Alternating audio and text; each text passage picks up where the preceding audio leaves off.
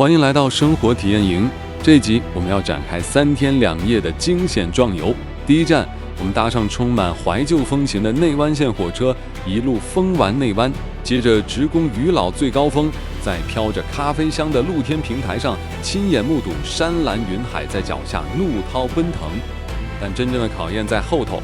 我们独闯台风过后的侠客罗古道，沿途突然落石，雅令更是险些被砸中，惊险逃过一劫。John 带着雅令赶往锦屏温泉，泡进暖乎乎的美人汤压压惊，为这趟有惊无险的旅程画下完美句点。最刺激、最美景的冒险，现在就跟着我们出发。说到内湾线的核心车站，它曾是一座掌控地方经济命脉的繁忙大站。1950年代，这里全天候运送着大量水泥原料。为了克服山区地形，甚至盖了全台罕见的折返式铁道。可惜到了90年代，随着采矿停摆，公路取代铁道，往日轰隆隆的货车声悄然沉寂，车站一度濒临被废站拆除的命运。拯救它的是一段浪漫的爱情故事。当年一位高中生为了追上火车，向心仪的女同学告白，在月台上狂奔。这对曾春照夫妻数十年后不舍回忆被拆，决定出资认养，才让这里华丽转身，成为红极一时的浪漫爱情车站。然而岁月流转，热潮退去后，如今走进核心车站，昔日热闹的人潮早已散去，许愿钟与旧车厢静静矗立在山谷间，四下空无一人，只剩下风吹过树叶的沙沙声。这份洗尽铅华后的宁静与孤寂，反而让这座老车站透出了一丝岁月沉淀后的沧桑与美感。在核心车站散步时，雅令顺手查了查时刻表，没想到刚好就有一班列车即将进站。雅令立刻兴奋地提议，不如我们直接搭火车去内湾吧。两人随性地刷了卡进站，车门一开，惊喜随之而来。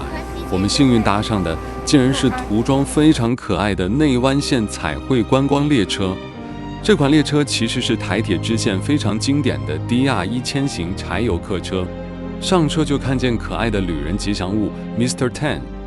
一踏进车厢，柴油引擎运转的独特声浪，搭配窗外缓缓后退的绿意，满满的铁道旅行仪式感油然而生。台铁当初为了推广支线观光，特别将这些柴油客车打造为各式主题彩绘列车，让车厢变成移动的艺廊，让每一位乘客从踏上列车的那一刻起，就能感受到内湾在地缤纷活泼的旅游氛围。从核心车站到终点内湾站，铁道距离大约6.4公里，车程只要短短10多分钟。列车顺着游罗溪谷缓缓行驶，途经富贵车站，沿途青山环绕，溪谷风光尽收眼底。搭着充满童趣的彩绘小火车，这趟随性又美好的内湾铁道微旅行就这么轻松地开启了。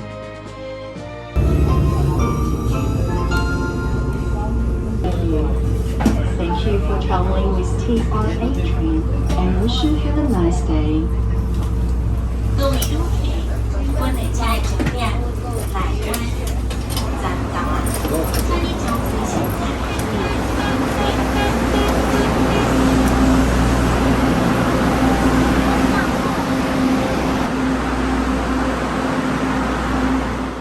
不出车厢， John 和雅令的心情格外兴奋，因为这还是两人第一次搭乘火车来到内湾。走出内湾车站，浓浓的客家山城风情迎面而来。两人顺着老街一路漫步，由于是非假日，少了假日热闹的喧嚣，不少店家没有营业，却也让山城多了一份难得的悠闲与宁静。走着走着，雅令突然想起了一件事，她说过去每一次经过这里，都只是远远看着内湾吊桥，却从未亲脚走上去过。于是在John的陪同下，两人兴致勃勃地朝着游罗溪畔的内湾吊桥迈进。内湾吊桥就在眼前，没想到两人走到桥墩前时，却看到立牌写着维修中，禁止进入。看来今天只能再次远观，为这趟旅程留下一个下次再访的理由了。白色的是招牌的，白色是招财，色的是素食的，好，把它记起来。白色的比较浅色的粽叶是北部，深色的粽叶是南部。逛着逛着，两人在范阿嬷粽子铺买了4种南北粽当晚餐。中餐就在老街挑了间在地餐厅，享用客家美食，有雅令最爱的客家咸汤圆，John喜欢的9层塔炒蛋，再配上鲜嫩的竹笋炒肉丝与香气十足的肉丝蛋炒饭，大饱口福。饱餐一顿以后，两人来到了海拔约1450公尺的渔老观景台，这里是尖石乡前后山的分界点，地理位置极具战略与交通价值。日治时期更曾设有警备道路与驻在所。站上观景台，能远眺玉峰村与后山群山交叠的壮丽景致，山岚云海常在脚下奔腾。不过，今天的最终目的地其实是侠客罗古道。两人抱着边走边玩的心情，一路随性漫游，享受这趟惊喜连连的山林之旅。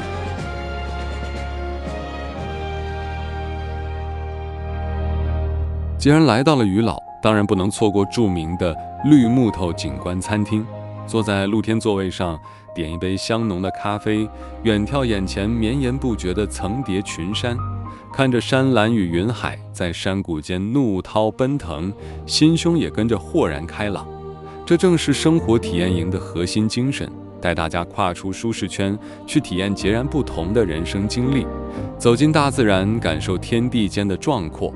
我们常说，人生的存折里不该只写着冰冷的金钱数字，更应该用心去累积每一次探索世界、感动心灵的宝贵经验。每一次的踏步与远离喧嚣，都是在为我们的人生存折存入最丰富精彩的生命点数。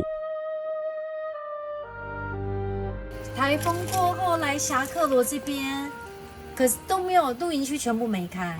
但是这个停车场还不错耶，还有电，对啊，免费的。只要每次要尿尿的时候，就是舀一瓢水，哦，然后进去尿尿。对，厕所在这边。跟着我来尿尿。对，我们又包场啦！明天要挑战侠客罗古道20公里。今天呢要车泊停车场，比较稍微可惜就是养老停车场没有水哦。水我们不用，我们没有关系啊。可是我们自己有带水，擦澡擦一下。我们用一点那个自己的水擦一下。哇，这里的景也太漂亮了，来看一下。哇，晚上就来看这里的森林的气氛。超凉，就在马路边，我们就搭起我们的客厅餐厅。我一下子一啤酒被他喝光光。没有，你有喝一半，我真的没有喝很多。我刚才说你快喝完了。说到这趟行程，John 和雅令这次真的太夸张了，他们竟然直接包场了整个侠客罗古道，连广阔的停车场都有2人独享。原来，因为上周3刚好有台风过境，步道与山区状况不明，导致这个时间点几乎没有其他游客赶来，反而让他们意外获得了这份难得的宁静与特权。夜幕低垂，山林间万籁俱寂，两人就在空无一人的停车场里摆开桌椅，开心拿出白天在内湾老街范阿妈粽子铺买的南北粽当晚餐，吃着热腾腾的粽子，顶着满天星斗，这种独霸整座山头的豪气与悠闲，绝对是专属于冒险者的独家体验。没有，是啊，是超漂亮的。清晨6点22分，山林还笼罩在薄雾之中。John 与雅令在独享的静谧山谷里，亲手冲起热腾腾的咖啡，伴随着漫溢的香气与微风，优雅开启了这一天专属于2人的山林时光。清晨7点20分，装备整顿完毕，两人正式踏上侠客罗古道。一进入口，导览告示牌上清楚标示着与熊相遇的防范与应变措施，让人瞬间绷紧神经。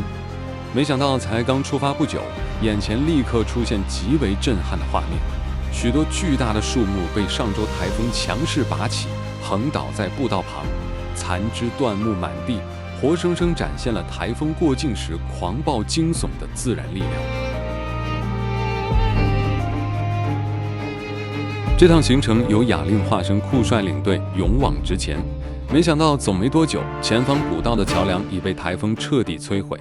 施工队伍虽然开始修复，但目前只完成一半，只留下3条孤零零的钢骨横跨在两端。两人只能提心吊胆，小心翼翼地踩着狭窄的钢架，慢慢挪动前进。底下就是深谷，过程相当惊险刺激。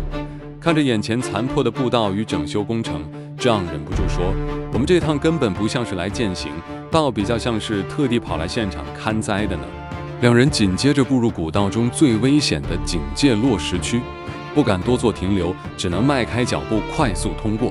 放眼望去，整条侠客罗古道静得可怕，连个半个人影也没有。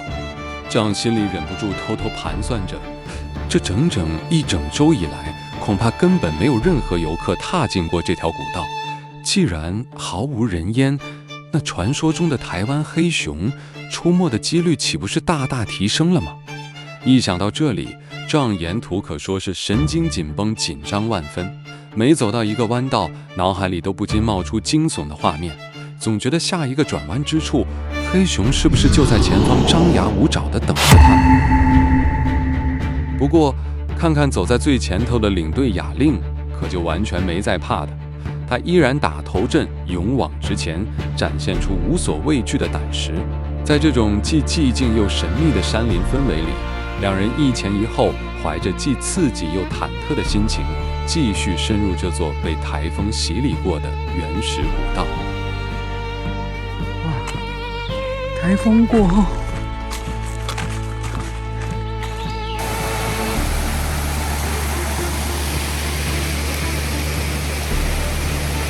很漂亮对，因为阳光也好啦。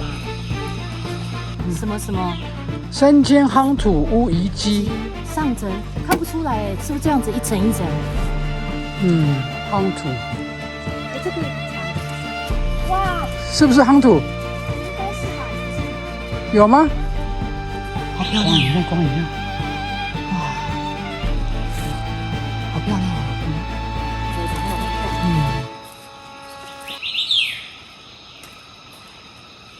你说什么？刚才什么？刚才我看到的泽兰呢，没有照，哦，小小的花啦，就是小花，但是就台湾这叫何首乌，何首乌花，杜鹃、西施花、山樱花，我知道，梅花、珊瑚礁、北五味子、寒梅，哇，好多哦，哇，芳草，台湾人。其实对啊，这叫马。安啊，这里就大门石阶可以看到，哎 ，hello， 在哪里？在这里。这个就是它内院有9坪，好，然后大门石阶现在来，我来走上去啊。就是这个石阶，对，走上来。对，石阶上去。其实马鞍是名字而已啊，不是那妈个。妈，顺利抵达了侠客罗古道最著名的马鞍驻在所遗址，这里是古道赏枫的核心景点。阳光穿透高耸的枫香林，漫步其中，满是幽静美好的森林气息。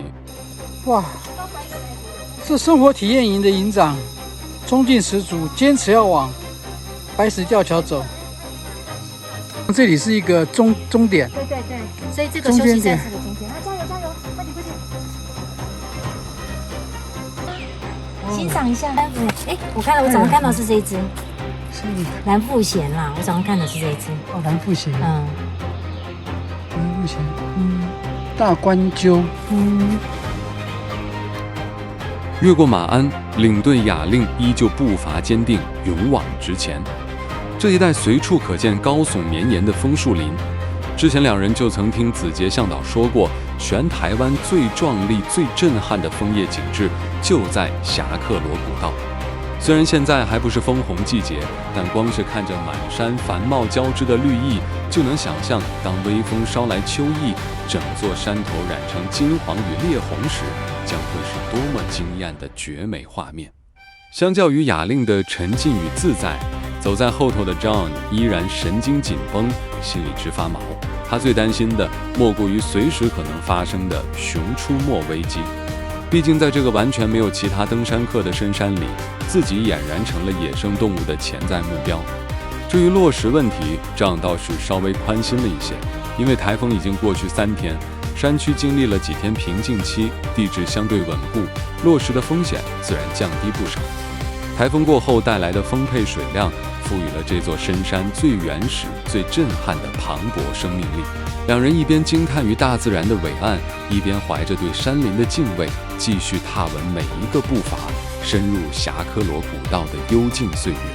不过说也奇怪，在这样完全没有半点人烟的古道中健走，确实有着另一番难得的滋味。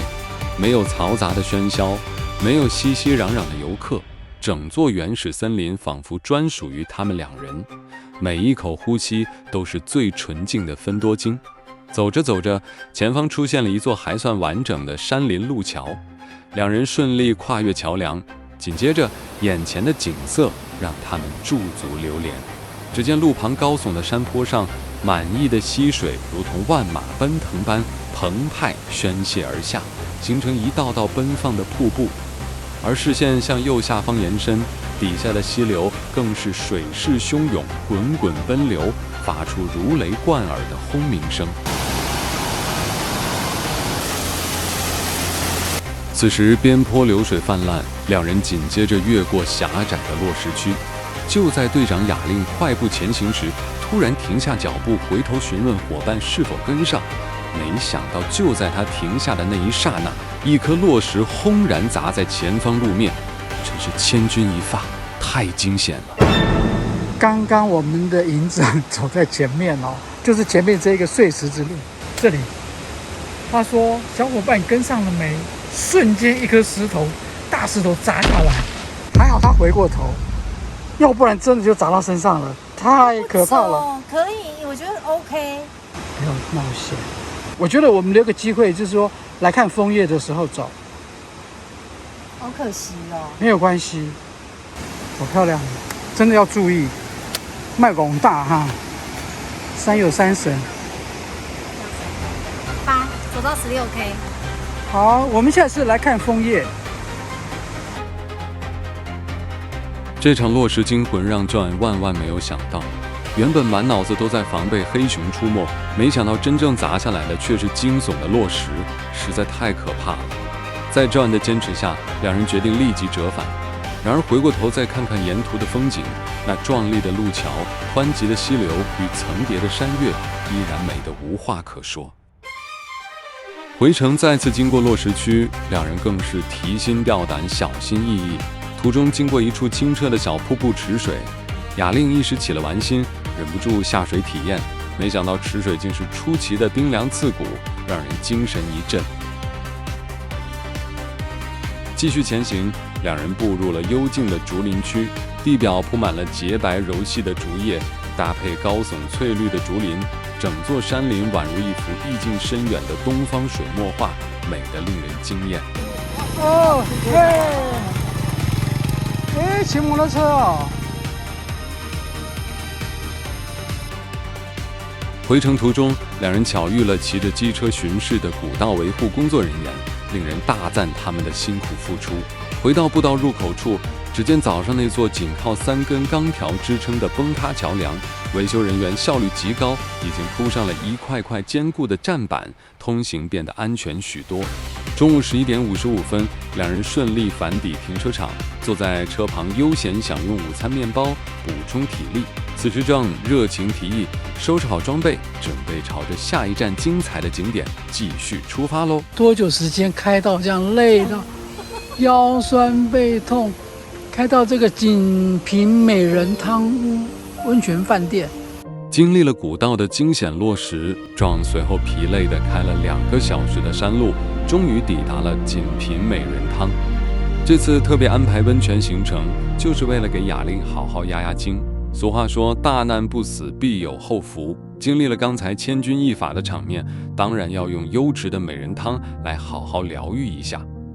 两人都是第一次造访这间温泉饭店，汤屋与各项设施都相当精致舒适，甚至还贴心准备了迎宾酒与在地点心，让人瞬间卸下一整天的疲惫。稍微休息片刻后，两人便各自前往享受纯净的裸汤温泉，在暖乎乎的泉水中舒缓筋骨。